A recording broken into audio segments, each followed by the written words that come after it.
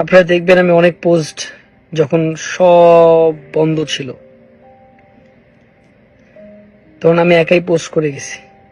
যখন কেউ পোস্ট দেয় নাই বাংলাদেশ থেকে তখন আমি একা পোস্ট করছি। অনেকেই দেখছে যারা প্রবাসীতে ছিল।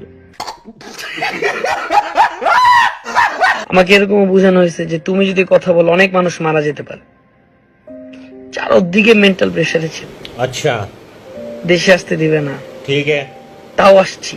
আসার পর বারবার আমি আপনাদেরকে ইশারা ইঙ্গিত দিয়ে দেখেন, একটা মানুষ যখন একটা স্ট্যাটাস দেয় সে ডিলিট করে কখন বাবার কষ্টের তৈরি করা টেলিভিশনটাতে আপনারা যারা কিছু মানুষ কিভাবে ভাঙচুর করছে, ফ্রি মেডিকেল কলেজ করবে বরিশালে, সেখানে আগুন জ্বালাই দিছে।